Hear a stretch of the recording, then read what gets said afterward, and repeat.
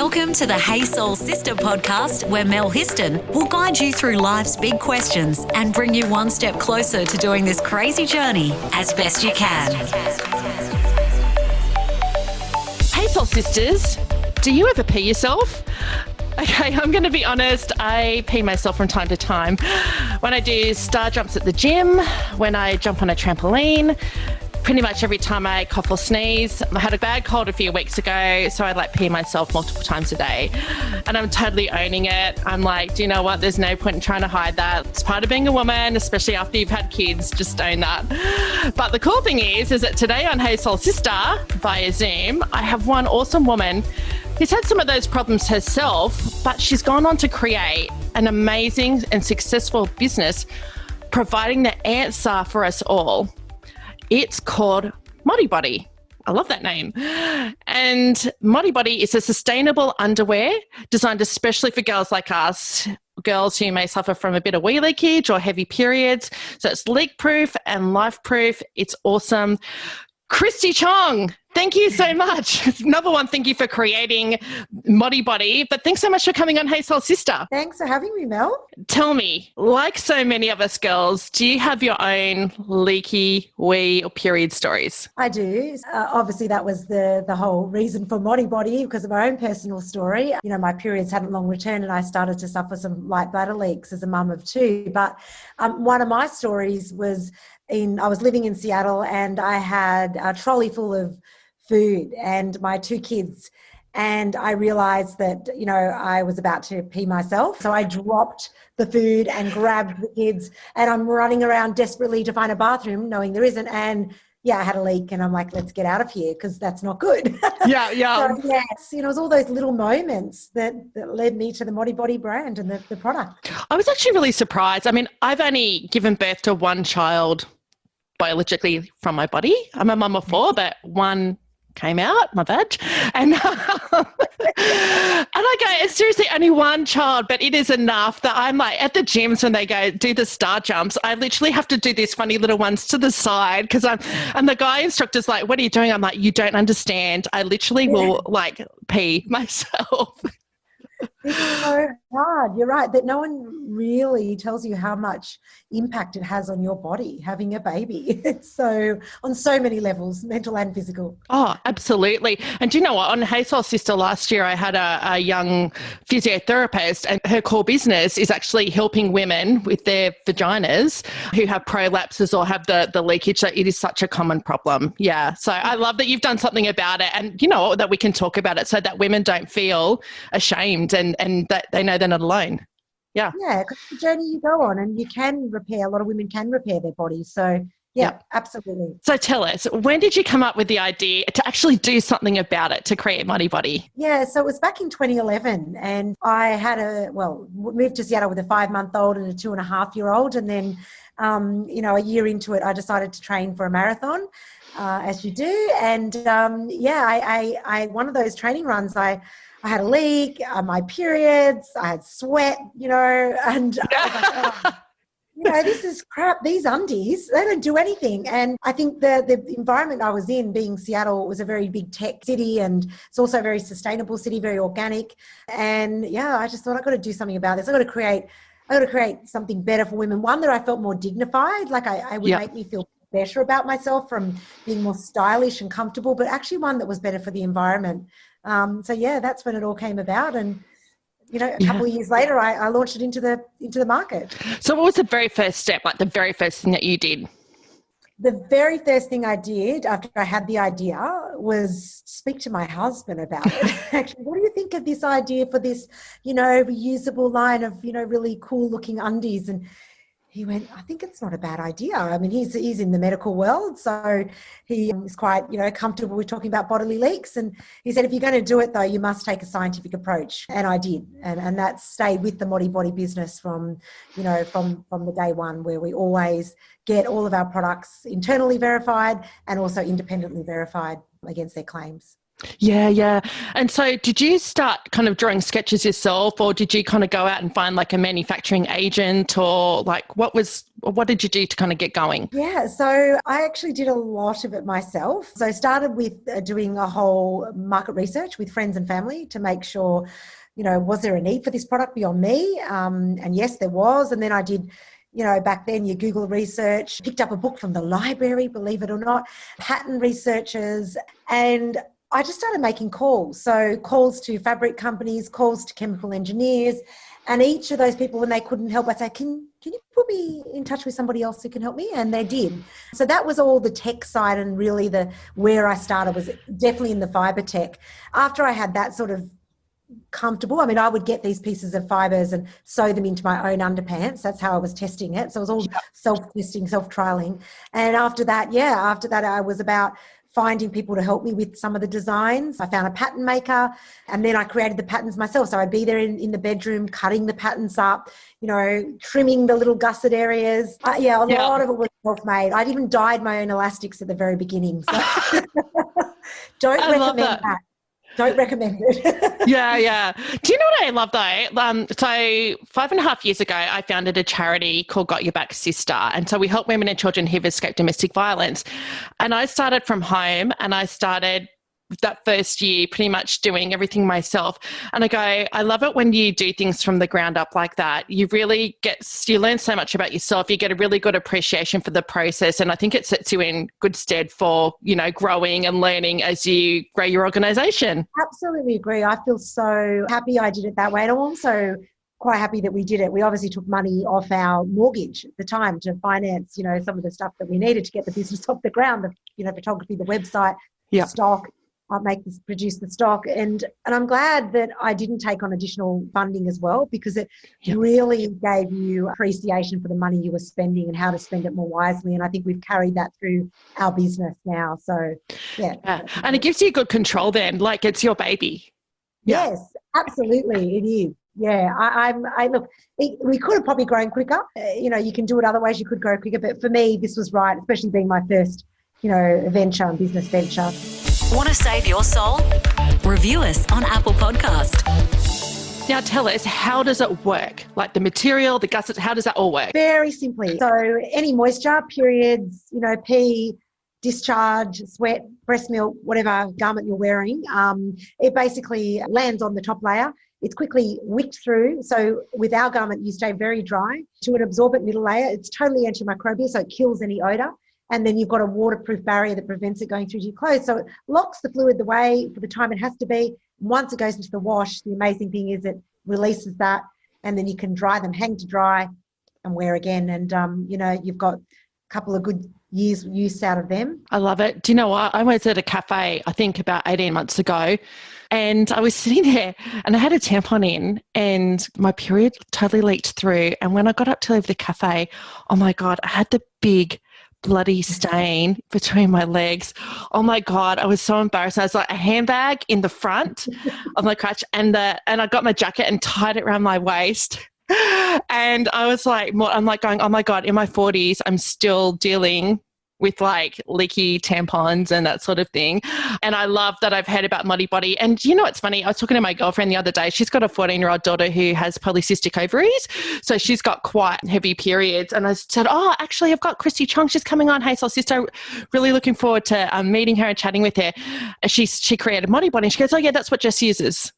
Oh, and I that's go, so lucky. Yeah, she's a 14-year-old girl. Yeah. It is. We do have a big customer base in the tween and teen market. It's not just, there's a sustainability aspect. Obviously, by switching to Moddybody, it reduces, every pad has 5 plastic pads in it and takes 500 years to biodegrade. And if you use Moddybody and switch, you reduce carbon emissions by 70%. So there's the sustainability aspect. But beyond that, I talk about the fact they make you feel more dignified, and especially for that young girl, simple to use, so simple. She's not messing around with wings and insertions, and then obviously post having babies, there's a lot of pain for some women, so you can use our products. So many times endometriosis, women with disabilities, autism, Down syndrome, it's giving them what our mission at Moddybody is: freedom for everyone. I love it. And I really hope that women who listen to this, yeah, do you know what, getting a bit frank, talking about periods and pee and that sort of thing. But I go, that's part of life and being a woman. And I go, I love that you have found that solution. So girls, go and look up Moddybody if you don't know about it already. Check it out.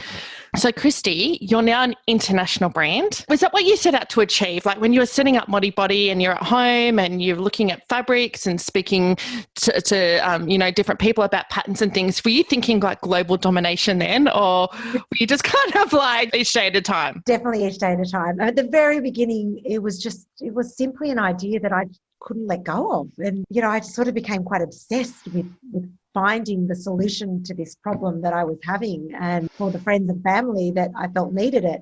And that's all it was. It was probably not until, in all honesty, 2 years in, when I realised that I would really, this was going to be something, and I couldn't keep running this business on a small scale. I had to think big. I had to think global now. And so that's when I took on an angel investor to help get some money through the door to buy stock and, get my first employee as well. Yeah, I totally changed as the journey went along, and customers kept telling me they love it. That's what made me change. Yeah, awesome. I tell you what, you just touched on something, getting your first employee. I remember it got you back, Sista, getting our first employee. It was the scariest thing ever. Yes.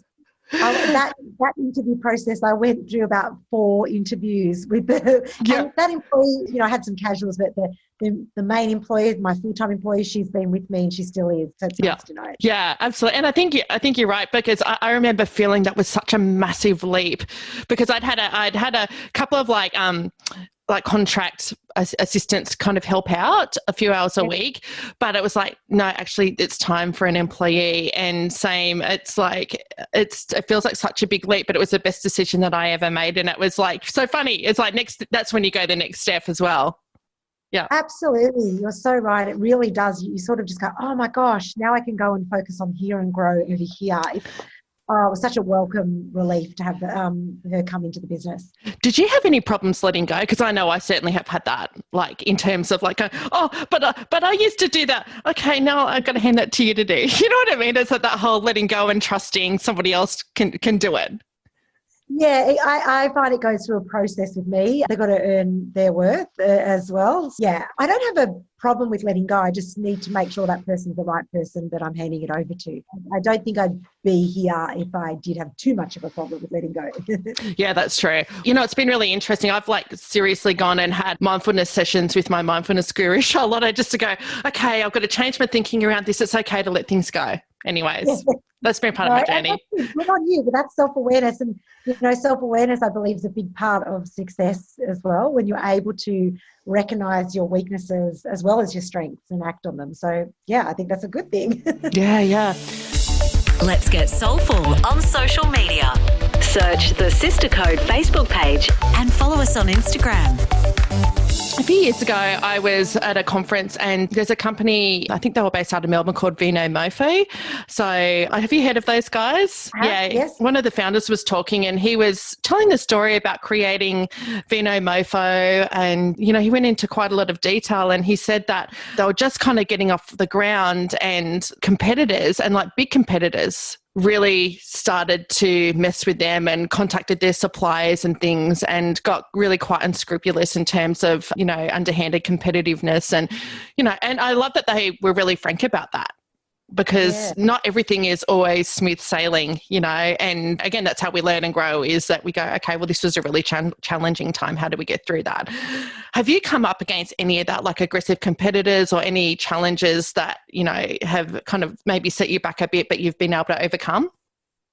Yeah, I mean, look, for us, I mean, there is competition. I mean, disposable hygiene brands obviously are the biggest competition. I think in the category there's been other brands that have entered into this space, but I feel like we've actually championed each other more than worked against each other. I think in the last 9 months, we've been shocked by the amount of competition from big brands entering the space, sort of hesitant to share too much of some of the stuff they've done along the way, but it's not been as aggressive as that. There's been moments probably where they've sought information in more private settings, but look, overall, I still believe that we're all growing this category around sustainable leak-proof apparel. I 100% believe in our Moddybody position, that we are the only social change brand, that we have sustainability and social impact at the core of what we do, and we've got a bloody good product. So I'm not afraid of them at all, any of their tactics, because I back our product and I back where we're going, which is sustainable leak-proof apparel. We're not jumping on a trend. We will continually innovate and prove to our customers why they can shop with us. A little bit of competition it's not a bad thing. The only thing that I would like to be removed, because you invest a lot of money in marketing as a brand, and I really dislike that Google allows other brands to bid on your brand term. So you're out there doing, all this influencer work, all this PR to drive them to your search, to search you, and then someone can bid on your brand term. And I just feel you can't bid on a billboard. You can't, if you placed a billboard ad, no one could come along and try and slap their billboard over the top of it. But in the online space, Google allows that. And the reason they allow that, because Google wins out. So I didn't even know that was a thing. It is. It used to be illegal and they allowed it to happen. So unfortunately, what ends up happening is we're just wasting money, pushing up the bids and making it cost more when we all should be out there just trying to grow our brand in the category. So that's my little gripe for the day. Well, and I didn't even know that was a thing. So that's really interesting. And I'm sure there's probably other people in business who would be affected by that as well. Yeah, many businesses are. And so is there anything specifically that you do, or is it just you have to play the game? Unfortunately, you have to play the game. We don't bid on other people's brand terms. We don't see the point. We're all about, grow the category. I don't see the point in stealing from this category when it's still so new. I think go and steal from the big disposable hygiene. So that's my view on it. But again, we just are very nimble. That's why we have many markets we play in. We have a very diversified marketing strategy to sort of counteract that. So we're not spending all our money on Google. So now you're in, was it 62 countries? Yes. So which was your first couple of international countries? Well, the UK was we sort of were global almost from 2018, but the UK definitely was the first for to opening up our own 3PL and a dedicated website with a dedicated marketing strategy. So that is now driving, so UK and Europe is now driving 55% of our revenue. So we are definitely very global now. Yeah, so Australia is not as big as it used to be. And France is the second biggest market for us as well. Wow. Good on you. That is so cool. Now, I'm just double checking. You're living in Australia now? Yes. You still live in Seattle? Okay. Yes. No, I'm in Sydney, in Australia. Yep. So did you head over there to make that all happen? No, I didn't. I've actually never set foot there to make any of that happen. And, even setting up our manufacturing in China, I only been there twice. So, I'm a true, example of that you can grow a global business and run the operations from Australia. So, yeah. And do you know what? During these crazy COVID times, it's all kind of Zoom and phone and that anyway, isn't it? Exactly. And, I've gone through a lot of recommendations. So the 3PL, it came through a recommendation through another online business. And then, I found an accountant through a friend, and, in the UK to help me out and get everything set up. I mean, you don't always do things correctly at the start, but I'm a big believer that you work some of those foundational things out along the way. You just keep selling and growing. That's what you need to do. And the rest will catch up with you. So. That's true. And I a few years ago, actually, it's about probably 8 years ago now, I went to a conference over in LA with an entrepreneurial, self-made billionaire, Anne McKevitt. And she's amazing. She lives in Sydney and we travelled to LA to go see her speak, a girlfriend and I. Anyway, she was talking, I think I actually put my hand up and asked a question in the room, which can be really confronting when you're in a conference. I said something about, the fear of failure. That can be really crippling. And she said, do you know what? She goes, I just seek perfection 3% of the time. She's like, I'm just go for it, tweak and grow, tweak and just course correct all the time. But she said, you just need to keep going. And that has really stuck with me going, okay, do you know what? Sometimes you don't have to get it perfect right away, but you can, like you were saying, you can tweak and course correct as you go. Yeah, absolutely. Otherwise you just get that analysis paralysis. That's what I call it, because, which way do I do it? Just move. I think, I'm always about 80% there and we're off again. Obviously now as the business gets bigger, we need to put a little bit more rigor in place, and I believe it's there. But, especially in those early days, you just got to keep on moving. Yeah, absolutely. Want to fill your soul with more? Go to thesisterco.com. Okay, so now that you've got this amazing brand, this amazing business, Moddybody, you're using it as a platform of sorts to have frank and real conversations about periods. And It's only just recently, it's funny, of like a few weeks ago, I had somebody send me an email to say, could they come and have a conversation with me about period poverty, because they wanted to hold a fundraiser, around period poverty and fundraising for period products, menstrual products for women. And it's funny, that was the first time I'd heard that term. And then when I found out you were coming on Hey Soul Sister, and I started, looking at you, I'm like, oh my goodness, that's the thing that you are passionate about as well. And you've created your program, Give a Pair. So tell us all about that. Yeah, so we do have our Give a Pair program, because basically in Australia alone, there's 3 million people who live below the poverty line, which is quite shocking when you think about that. And, a great deal of them are women and young girls. And they're actually using all these makeshift products like newspapers, dirty rags, even used pads, that they're keeping for too long, wearing for too long. It's not good enough. And why are they doing that? Because they're choosing food over period products. And so for us, we know that there's organisations out there donating disposable products, but it's such an anxiety then. They've got this product for 1 month. What do they do the next month? The anxiety around that is horrible. So I felt we've got a great product. What can we do to help? And so we work with our customers who make donations on site. You can, just 50 cents, $1 if you want to contribute, and then we contribute. So this year alone, we're going to donate 100,000 pairs of undies to 20,000 young girls or women in need to get this product into their hand. And, that'll set them up and they don't have to think about their periods for the next couple of years.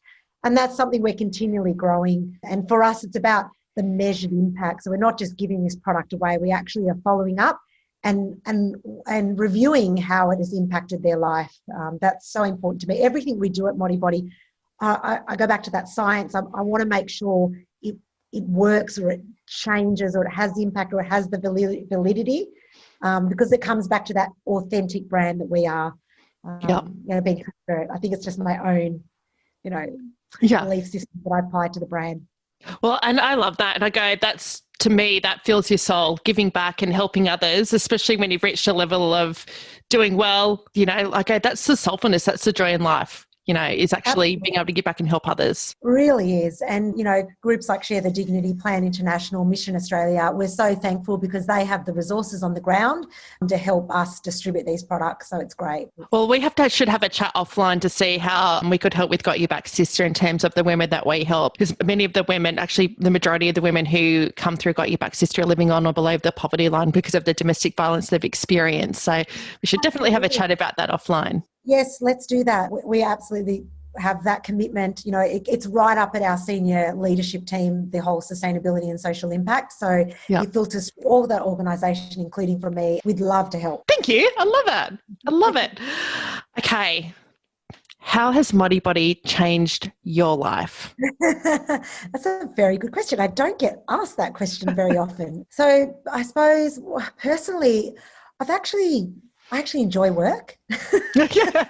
I can't say I didn't hate work before, but I didn't feel that passionate about it. And I think to work for something that is so purpose-driven, I realised, probably had I gone in and done something in my career, it wasn't Moddybody, but having something that's aligned to a purpose really gives me a lot of great satisfaction. It's changed my life in terms of, I am very, very busy, busier than I ever imagined I would be. And I didn't see that in my life path as well. I've sort of recognised things about myself that I didn't know about myself, that I'm really a good problem solver and activator.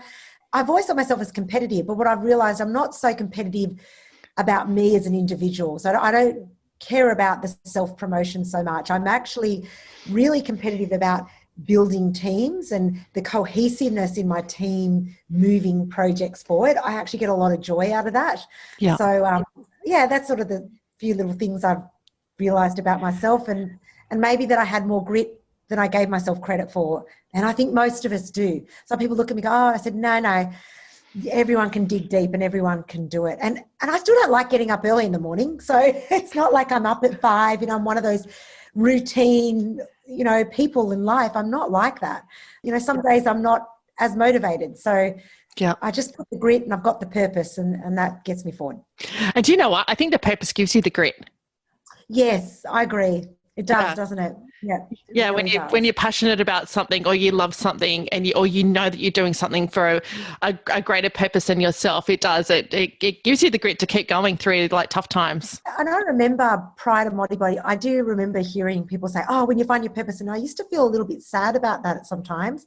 Like, when will my purpose come? When will that be? So I feel extremely grateful that I found it, but I also feel I created it. And I created it, as you were saying, through the grit, through continually pushing through those hard times and making something of this. And I think you can do, if I can do it in, periods and incontinence, then you can do it in any area of life, Yeah, absolutely. Because, we all have those moments where we question ourselves and go, am I doing the right thing? Or you get fearful, like, can I really do this? Is this the right way to go? But you're right. It's like having that grit and that resilience, perseverance to keep going. And then it's like you're doing amazing things. Yeah. Want to save your soul?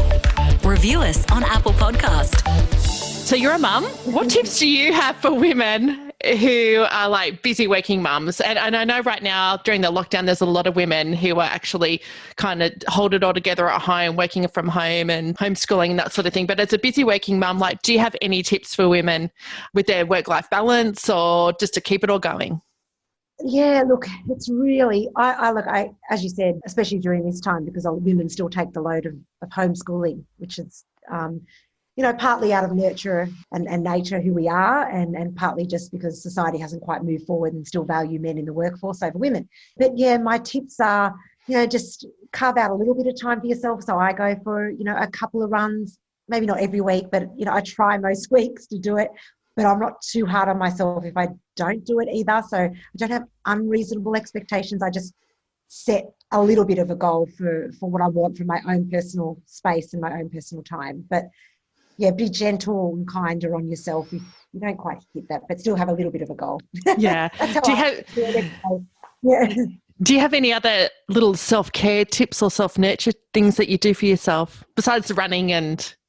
Yeah, I mean, I do my Pilates, breathing. I'm a big believer in just deep breathing. I practice those sort of 5 mindful tips where things are getting too stressful, where you need to center yourself again, where there's 5 things around you, 5 things you hear, 5 things you feel. I find that's a really good tool and technique to just center yourself again if you're feeling stressed out. I haven't heard of that one. So I haven't heard of that. So it's 5 things you see around you, 5 things you can hear, and 5 things you can feel. And then what you do is you build down. So you go 4, 3, 2, 1, and then you actually feel very centered and the stress dissipates. Yeah, because you're like in the present moment again. Exactly. And you're feeling like your body sitting on the chair or your hair on your neck, and it's all those little... So yeah, that's one that I use as a tool. I don't practice meditation, unfortunately, but but I do get a lot of joy out of Pilates, and when I can do that once a week and a couple of runs. Yeah. Okay. So big question. What's your vision for the future for Moddybody and yourself? Well, at Moddybody, it's just about having limitless positive impact. So we're going to continually design sustainable leak-proof apparel that caters to all bodies. And that's what we're doing. I think this is a legacy brand. That's what I want it to be. So when I'm not here, Moddybody will still be here. I love that, a legacy brand. Yeah. And what about yourself? Do you have any goals or anything now, vision for yourself in the future? Yeah, I've probably got to come to terms with that at some stage, Mel. I think it's a really good question. I'm still very much committed to Moddybody, and I think I will be for the next few years, but I don't think I'll do this forever. I know there's another path for me, and I'm open to it. I'm very open, but haven't quite worked that out yet. Yeah. Can't crystal ball that one yet. Can't give it the headspace. Yeah. Actually, just before the lockdown, I went to Crescent Head and got a little book from the local gift shop, and it's my bucket list.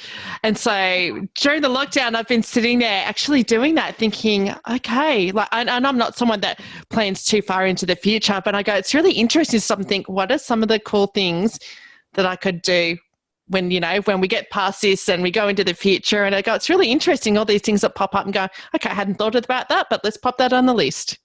Yeah, that's a really good idea. I think a bucket list is definitely important. In our house, we also do these sort of yearly personal work and family goals. So my husband does one and I do one. I was very, very... I didn't want to do it at the start. I must admit, I was like, let's not into that future planning stuff. but I've come around and I really recommend it now. It really gets you to just settle in and actually just look at what at least the next year is going to be like. And then when you get to the end of the year, you could look back and you go, did I do what I said I'd do? So yeah, that keeps you a little grounded as well.